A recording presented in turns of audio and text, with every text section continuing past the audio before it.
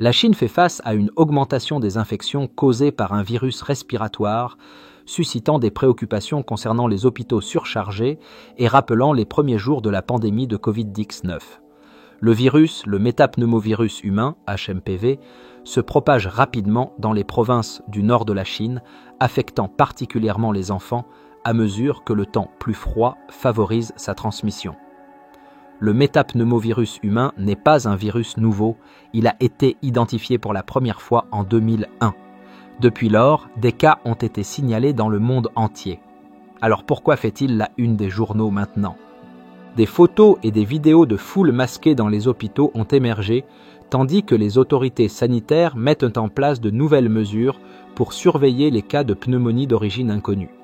Des pays comme Taïwan et le Cambodge émettent des avertissements, mettant en évidence les risques pour les enfants, les personnes âgées et celles ayant un système immunitaire affaibli.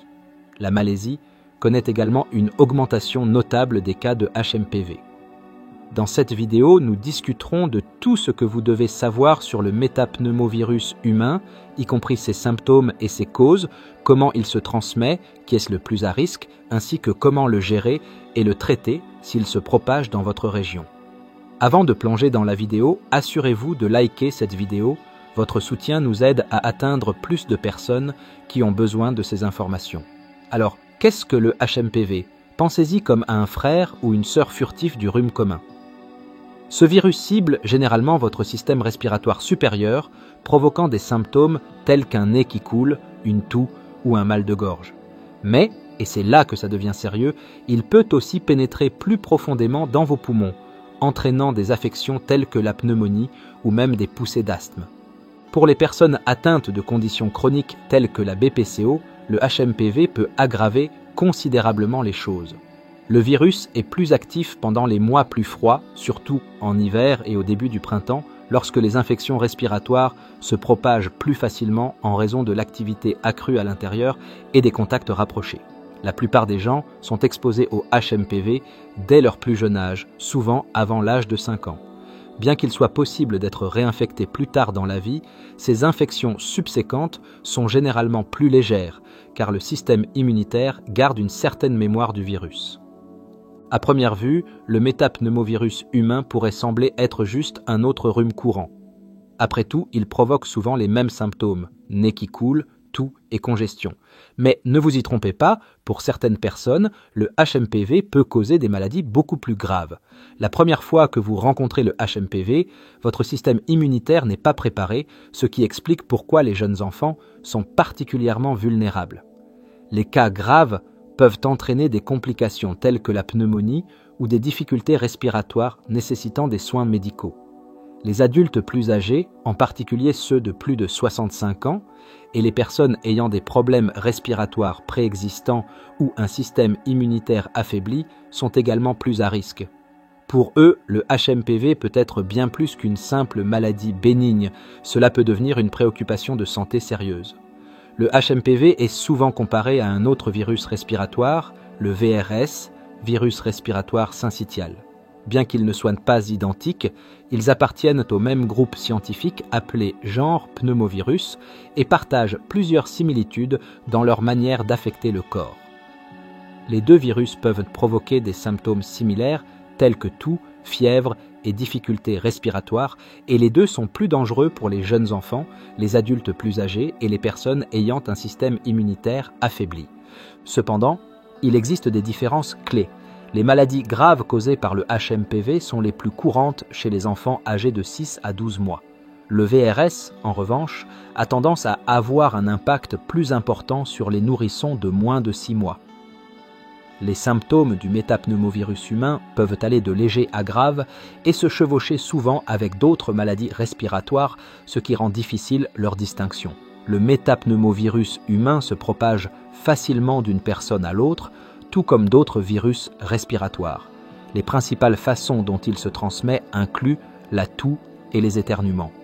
De minuscules gouttelettes contenant le virus peuvent voyager dans l'air et infecter les personnes à proximité. Les actions de contact direct, telles que se serrer la main, s'embrasser ou câliner une personne infectée, peuvent transmettre le virus. Toucher des surfaces ou des objets contaminés comme des téléphones, des poignées de porte, des claviers ou des jouets peut abriter le virus. Si vous touchez ces surfaces, puis que vous touchez votre visage, en particulier votre bouche, votre nez ou vos yeux, vous augmentez votre risque d'infection. C'est pourquoi une bonne hygiène, comme se laver les mains fréquemment et désinfecter les objets fréquemment touchés, est essentielle pour prévenir la propagation du HMPV. Actuellement, il n'existe pas de médicaments antiviraux spécifiques pour traiter le métapneumovirus humain. La plupart des gens peuvent gérer leurs symptômes à la maison en se reposant beaucoup, en restant hydratés et en utilisant des médicaments en vente libre pour soulager des symptômes tels que la fièvre ou le mal de gorge. Cependant, dans les cas graves, en particulier pour les jeunes enfants, les adultes plus âgés ou ceux ayant un système immunitaire affaibli, une hospitalisation peut être nécessaire. À l'hôpital, les prestataires de soins de santé peuvent surveiller de près l'état et fournir des traitements pour prévenir les complications. Le traitement dans les cas graves peut inclure de l'oxygénothérapie, des perfusions intraveineuses et des corticostéroïdes. Bien que ces traitements ne guérissent pas le virus lui-même, ils jouent un rôle essentiel dans la gestion des symptômes et le soutien à la récupération des personnes les plus à risque. Bien qu'il n'existe pas de vaccin pour prévenir le métapneumovirus humain, vous pouvez prendre des mesures pour réduire considérablement votre risque d'infection. Voici quelques stratégies de prévention efficaces. Lavez-vous les mains fréquemment avec du savon et de l'eau pendant au moins 20 secondes. Si le savon et l'eau ne sont pas disponibles, utilisez un désinfectant pour les mains à base d'alcool. Couvrez votre nez et votre bouche lorsque vous toussez ou éternuez, de préférence avec votre coude ou un mouchoir, jamais avec votre main nue. Évitez tout contact étroit avec des personnes malades et restez chez vous si vous ne vous sentez pas bien pour éviter de propager le virus aux autres. Si vous êtes malade et que vous ne pouvez pas éviter d'être près des autres, envisagez de porter un masque pour minimiser le risque de transmission. Ne touchez pas votre visage, surtout vos yeux, votre nez et votre bouche, car c'est ainsi que les virus pénètrent souvent dans le corps. Ne partagez pas de nourriture, de boissons ou de ustensiles de table comme des fourchettes, des cuillères et des tasses avec d'autres personnes. Le métapneumovirus humain et le Covid-19 partagent plusieurs similitudes. Les deux sont des virus respiratoires qui peuvent provoquer des symptômes tels que toux, fièvre, congestion, mal de gorge et essoufflement. Ils se propagent également par les gouttelettes respiratoires, ce qui rend le contact étroit un facteur de risque important pour la transmission. Cependant, il existe des différences importantes. Le HMPV atteint généralement son pic pendant les mois plus froids, l'hiver et le printemps, tandis que le Covid-19, alimenté par les variantes en évolution, a montré sa capacité à se propager toute l'année. Fait intéressant, des études ont observé une augmentation des cas de HMPV après la levée des restrictions Covid-19 dans certaines régions. Les cas ont triplé et cette augmentation soudaine serait liée à une immunité affaiblie due à une exposition réduite au virus pendant les confinements. Cette tendance souligne comment les dynamiques de la santé publique peuvent changer rapidement lorsque des précautions communautaires sont introduites ou supprimées. Si vous avez trouvé cette vidéo utile, n'oubliez pas de lui donner un pouce bleu et de la partager avec d'autres personnes qui pourraient bénéficier de ces informations.